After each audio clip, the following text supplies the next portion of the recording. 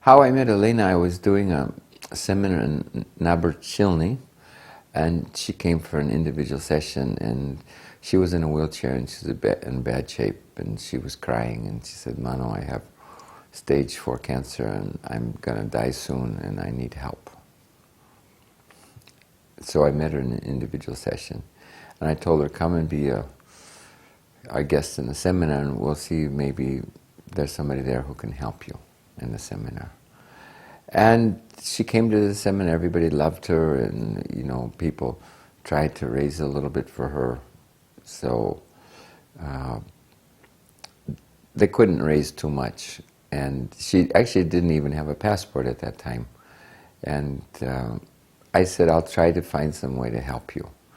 And when I was back in Moscow, there was one beautiful man, his name was Sergey, and I asked him, I said, do you know anybody who can help this woman? Are there any foundation or any people? And he said, Mano, I'll help with her treatment. So this very beautiful man, Sergey, covered her whole first trip to Germany. Когда я взяла биопсию, не взяли ее, проверили, отправили куда-то, там, я не знаю, Москву, по-моему, и пришел ответ, что клетки атипичные. Мне это ни о чем не говорило. Я просто сказала, вы мне скажите, это рак или нет. Мне сказали, не знаем. Будем делать операцию, при операции будет известно. То есть как это при операции будет известно? Вы должны мне сейчас сказать, это что такое, да. На что у меня был шок, когда ты просыпаешься, у тебя нет груди. Ты берешь руку ложь, а у тебя здесь ничего нет. Это шок, это ужас. Сегодня ты была красивая, у тебя было все, а завтра ты уже без органа. Конечно, это шок. Лечение Германии отличается от России тем, что Германия лечит цивилизованно путем. Не путем, знаете, каких-то вот наплывов химии. Вот начали химию делать, и давай химия. Все, и человек продохнуться не может с этой химией. Он только ее делает, он только ею дышит, только ей спит, только ей блюет, только ей мучается. Ничего, кроме этого, ничего. И самое главное, что за ним никто не смотрит. Они уходят с больницы домой, и за ними никто не смотрит, они никому не нужны. Приходит участковый, ты его можешь вызвать, терапевт, но он ничего не знает. Он не говорит ничего, не объясняет. Мам, так или не так? Миховой тоже, она говорит, я с этим раком не связана, я не знаю, как вас лечить. Поэтому у нас все плевательское такое отношение, всех врачей. Вот мы так химию делали, и мы стали 33 килограмма. When I met Elena, I didn't know it was going to be such a long treatment, you know, but she was really beat up. And I've understand recently she's gained quite a bit of weight. I try to talk to her on the telephone when I can. I don't speak too much Russian. She's always excited when I call. But she's gained a few kilograms recently. She was scared because, you know, the traditional treatments wouldn't help her. And she was very thin. She was in a lot of pain, and she thought she was going to die soon. А когда встретились с Мано, были на медитации, на семинаре, познакомились, нам немного денег собрали, потом город немножко нам помог, как-то мы немножко так получше стали жить. Вот. А потом, когда Мано сказал, здесь не лечат и не вылечат, давайте езжайте в Германию, мы, конечно, удивились, на чем мы поедем. Мы думали, если город поможет, нам много соберет, ну, в смысле, на Германию. Вот. Ну, спросили, что 10 тысяч всего набрали, что с 10 тысячами там в Германии делать нечего. Вот. Ну, Мано сказал, я вам помогу. Мы приехали в посольство, куда я заехал с Леной. Ей там стало плохо, на что сотрудник посольства мне сказал, если будет плохо, мы вам визу не дадим. Вот. В итоге вызвали скорую в посольство, сделали ей укол, трамадол, обезболивающее, и стало лучше.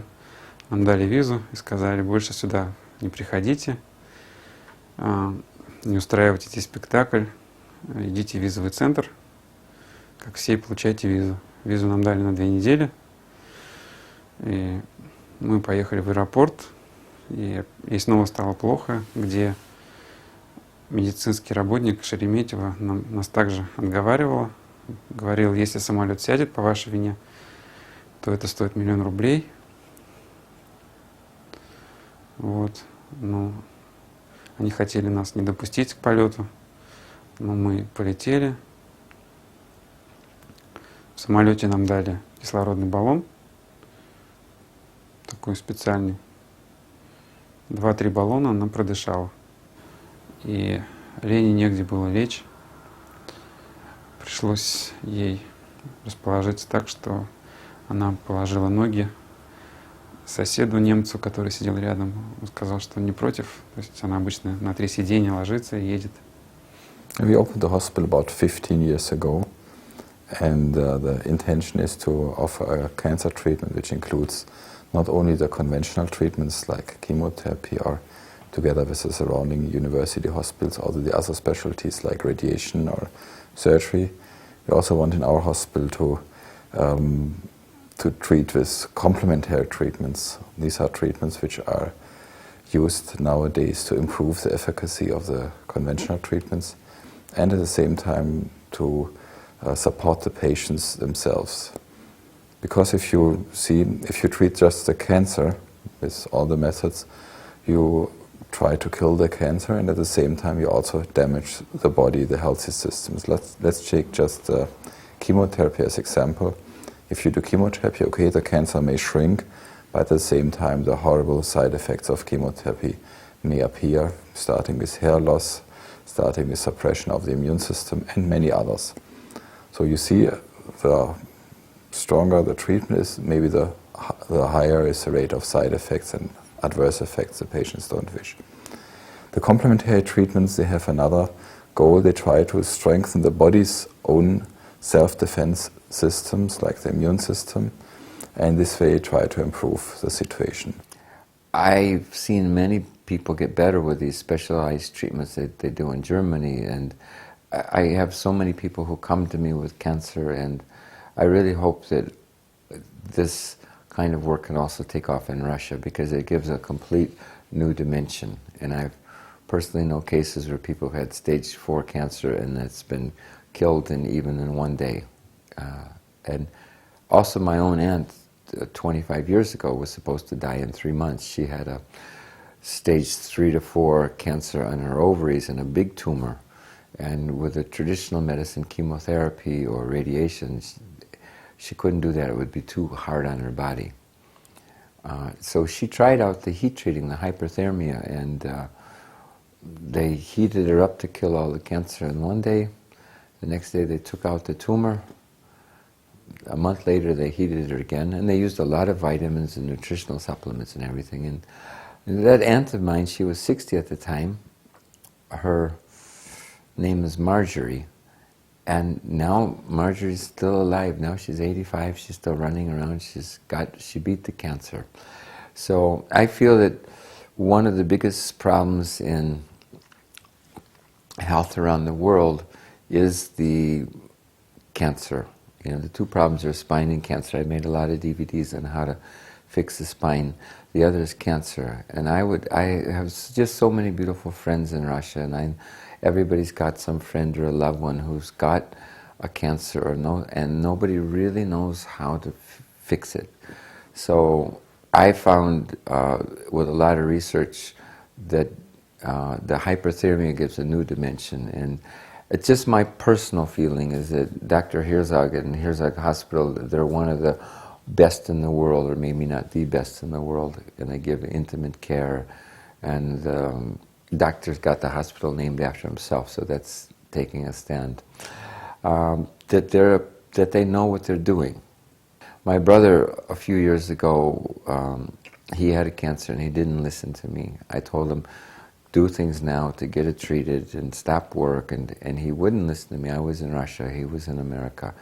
And finally I got him to agree, but he had waited 4 months and he had some infection, so he actually died before he could actually really get any good treatment. But during that process I talked with Dr. Herzog, and he told me exactly what my brother would need to do.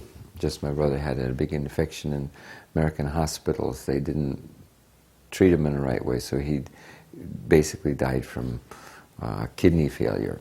So he never got a chance to really get this good treatments that they do in Germany because his kidneys were out.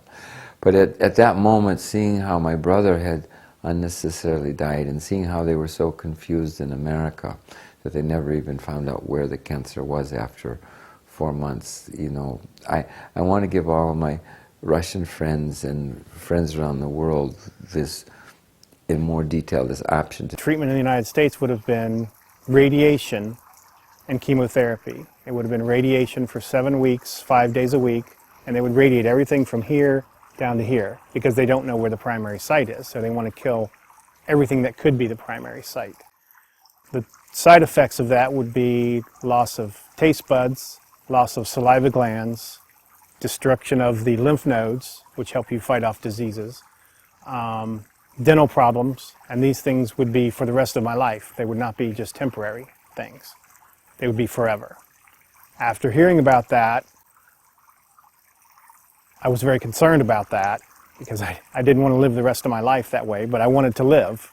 So I was willing to do it when some friends of mine that I had been talking to told me about their story of having come here 6 years ago. His wife had breast cancer, and she's a nurse in the United States, and she had seen what chemo and radiation does to people, and she didn't want to go through that. So they came here. Yeah. I'm sorry. Getting emotional.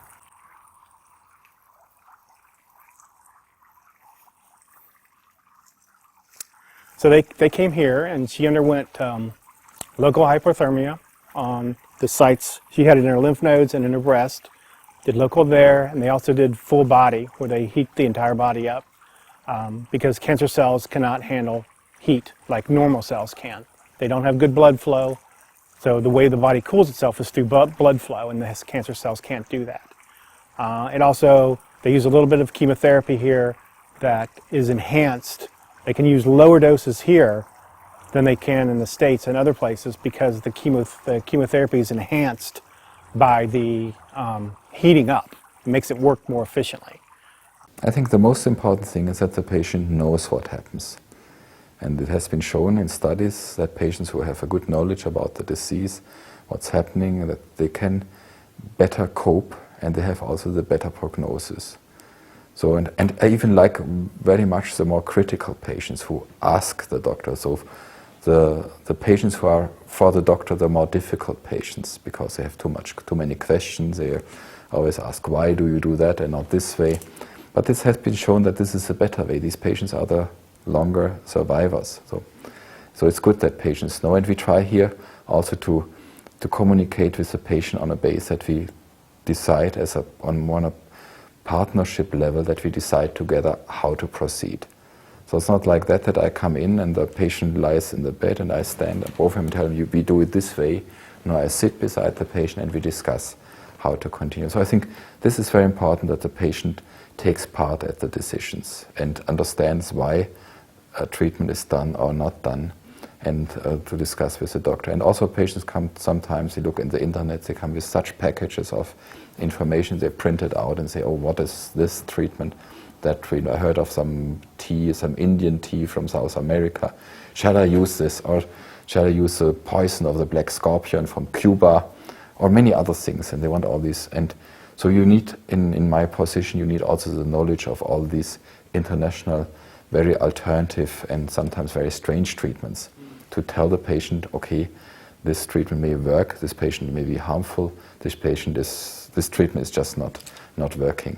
You know, it's interesting because sometimes women come to me and say, Manu, you know, I have a beautiful husband, but I can't get pregnant. You know any secrets, you know any tips? And I'll tell them what I understand about diet, which is get rid of the sweets, get rid of the fried food, get rid of the really fatty cheeses, no white flour products, and not too much bread products.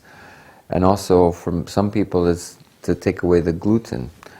And a lot of people come and say, Mano, now we're pregnant. And we are not like the big hospitals, like the universities. We are a small hospital, but and it's like a family. I work since 15 years here in our hospital, and I meet and met so many patients from the whole of the world. The most important thing is to come to our hospital is the local hyperthermia and the whole body hyperthermia, which the patients get. And also for the immune system, it's also very important. So this is the town where Elena lives. Princess of Jordania. She was here in 2000 and she visited our hospital to look about the treatment which children get, because she works also for a benefit company which help children with cancer. Смотрите. Это я мой портрет. Просто видишь, и как человек. Болезнь. Болезнь. И видите, это тело мое на память. Фоткали мы сами. Сама придумала. Турция. Видите? После этого грудь убрали. Так было больно. Как я перенесла это, мне, представляете, это физически, морально. Обидно, да, ведь вот так вот терять красоту свою. Я, конечно, была удивлена, но была счастлива. Рада, потому что он на меня обратил наконец-то внимание. Парнишка, которому мне нравился. Интересно, что у нас не получится?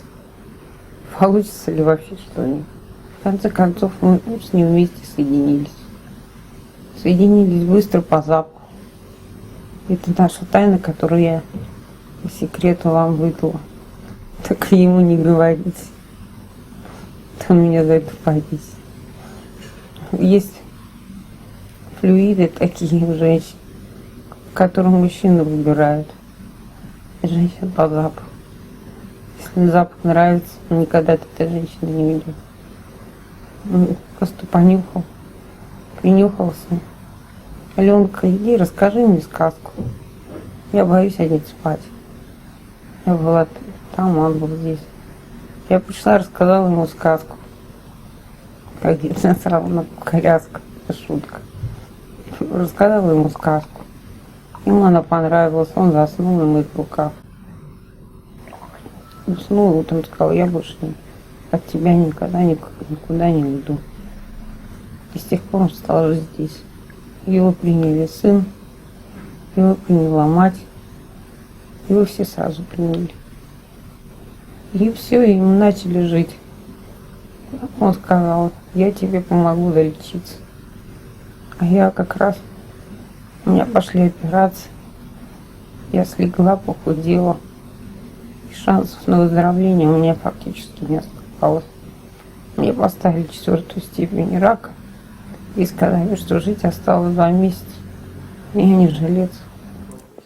Elena came to us in a very advanced situation. She had a breast cancer, which a very large ulceration at the breast, which was open and was also bleeding. She had the metastasis in the lungs, which caused shortness of breath, severe shortness of breath. So when she came here, it was for us a miracle that she made the way, that she could even travel that far with the aircraft in such a condition, because she was more or less non-stop on oxygen, and even so the oxygen saturation dropped down to numbers of 75 or 80, which are numbers which are she normally cannot survive for a long time. And she was, of course, in panic and fear, and we had to use many treatments to just keep her stable. One of the things that you have to understand is if you get a cancer, it didn't come from the sky. It's not a curse. It gets connected sometimes from depressed emotions, make you more weaker, so something in the body can revolt. But I consider a lot of it is a diet disease, mostly, sometimes environmental from the air pollution, or you're working in a factory, you get some irritants in the body. But a lot of it, what I've seen, at least the people who come to me, it's a diet disease. And when somebody says, I have a tumor or a polyp or I have a cancer, right away I say, okay, now let's see what wrong foods a person is eating. And I'll find it, I'll find it's the sweets. Sometimes it's just a person is a honey monster. Sometimes I get beekeepers who they just eat a lot of honey, thinking that it's okay, but for your body it's like a lot of sugar. Питание я сменила сразу. И я пила много воды, не ела ничего сладкого, никакого хлеба, никакой пшеницы. То есть там практически овощи, фрукты, орехи, бобовые. И из каши это гречка, дикий рис и пшено. Еще грибы. Можно грибы, вот из белка никакого нельзя, белка животного. Поэтому никакой курицы, рыбы, котлеток, этого ничего не было. Вот грибы, орехи, бобовые. И за полгода такого питания моя опухоль уменьшилась 2 раза. Когда Мано пригласил меня к себе на семинары, это настолько море позитивных эмоций, это очень важно для души. Это очень важно во время болезни, когда ты освобождаешься от негатива, когда тебя окружают позитивные, доброжелательные люди. Это какой-то совершенно другой мир, чистый, светлый, добрый, просто потрясающий.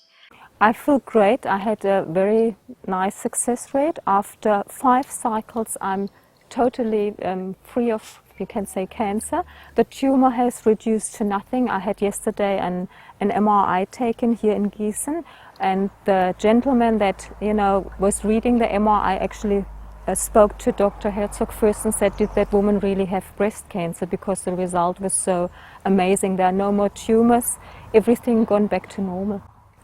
Wow, yeah. So, yeah, thank you very much. Yeah. So I would just say, give never up hope and follow your gut feeling, and whatever feels right for you to treat, I would follow that route. The big miracle is love and everybody trying to help each other, and also using the modern science around and looking what we can do.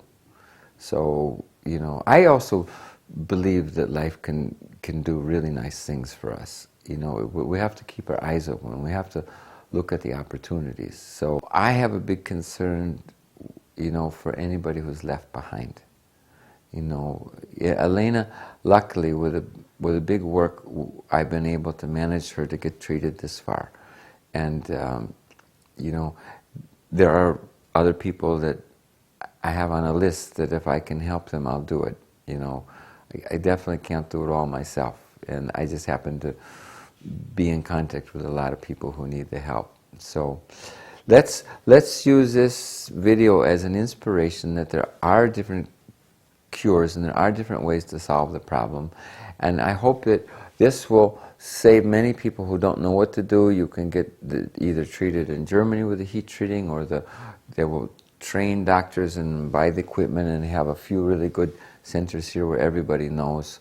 So we can save thousands and millions of people from this, what I call the diet emotion disease. Patients coming here, they don't even want their names on the doors, because they said if somebody of my village comes and sees my name, then I'm suddenly under the stigma of cancer. And I don't want people coming to me and say, hi, how are you doing? And giving me maybe some advice, which I don't want. Yeah, they don't want that the cancer is known. And this is a very important thing, and it's the taboo part of the cancer. Patients with cancer tend to isolate themselves, not to talk about that, whereas patients with heart disease, they are open. If you have a heart attack, you have worked too much or you ate too much, but it's not a problem. It's accepted in the society. If somebody gets cancer, as you told me before, people may think, yes, he deserved it, which is completely irrational. The more sporting you are, the more that you run around, especially when you're a kid, the more you run around, that you dance, you jump. And this is one thing I really love about Russia. They were Olympic champions of the world, this last Olympics. And so the more that you run, you jump, you go to fitness centers. If you're like me, maybe you like to do active meditations like Osho Kundalini, where you shake and you dance, or emotion release. Anything with exercise is good. You always have to try for the good solution. You know, check all the different sciences, listen to all the different doctors' opinions, and then try the one that seems that it will give us the most hope. Мне в Ману нравилось, что-то есть у нас не схоже. Он такой же открытый, такой же добрый. Вот. И вот, пользуясь моментом, я ему передаю привет через вас. Большой привет, Мана. И всего самого тебе успешного, чтобы в жизни все, что ты задумал, у тебя воплотилось. Вот, мы рады, что ты нам помог, что ты увидел в моих глазах что-то такое, что тебя остановило, и ты помог нам. Let's hope that Elena and many beautiful friends who have problems can benefit from all the different kinds of treatments, and that I hope that in Russia they will. I know they have some hyperthermia clinics here. I would hope that it gets a good push so that it's not so hard, because some friends would really benefit from the treatment and they just don't have the money to go overseas. So I would like to see that you have something here at home that's really well done. And maybe Russia can become like the model of the world for health. You know, it's already known as the model of the world for all the beautiful green forest and the beautiful Russian soul. So this is a worldwide problem. My work is like how to have people balanced with emotion, get enough exercise, get enough movement, open their inner senses to be more careful, live life with a bigger heart. And I think some very big things, good things are going to happen with this. So let's everybody look at the video carefully. A lot of love to you from me, Manu.